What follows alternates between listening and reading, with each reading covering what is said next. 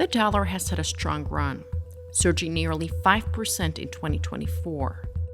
However, with the new administration's trade policies and potential rate cuts, the greenback's value could change. The dollar has been on tear in recent months, and I expect that to continue. It's really based on a very strong fundamental story for the U.S. It suggests strong growth that will keep interest rates higher and longer.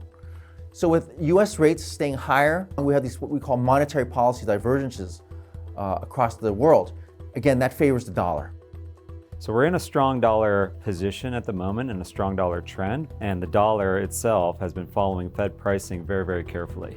And every time we oscillate between dovish and hawkish, you see the dollar move significantly. So the concern going into 2025 is that we change the narrative on the Fed. When the Fed reprices, the dollar follows. A strong dollar has its pros and cons. It can help reduce inflation, make U.S. investments and imports more attractive, but it can also hurt U.S. exports. The dollar is generally strong, no doubt about it. But say Trump starts to do a lot of tax cutting, or extends the tax cuts that are due to expire, cuts back on regulations. Let's say Doge cuts a bunch of jobs in the government sector. Suddenly that's not a great picture, right? You have big fiscal spending, you have unemployment increasing. The bond market's going to react first by selling off, and then you're going to have the dollar also probably reacting to that. The Fed will have to jump in and potentially ease policy to offset the turbulence in the bond market, which will then spill over to the equity market. So you could end up with a very weak dollar in the first quarter as a lot of this stuff starts to come into the marketplace.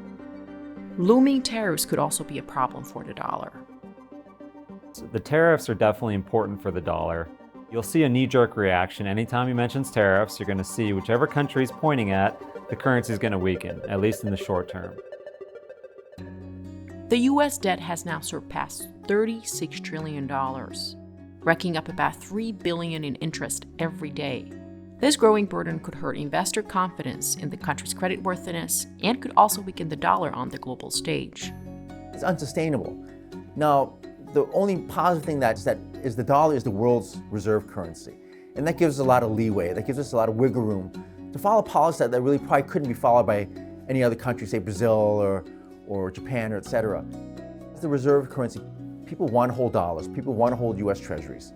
And that's sort of the one saving grace that's preventing really, I think, a big meltdown in U.S. financial markets. At some point, it's going to come back and bite the U.S. It's further down the road. I don't think we've hit that sort of critical juncture yet. But it's, again, something we have to keep an eye out for. The dollar accounts for 58% of global reserves, while the euro makes up 20%. But due to global tensions and escalating sanctions, countries like Russia and China are exploring alternatives to the dollar. We'll continue to hear the noise. We'll continue to see the BRICS team try to put something together to increase trade amongst each other. But in terms of unseating the dollar, that concept, very, very challenging to do. The U.S. isn't helping this situation. Trump just threatened the BRICS nations. If they leave the dollar reserve system, they're going to get 100% tariffs.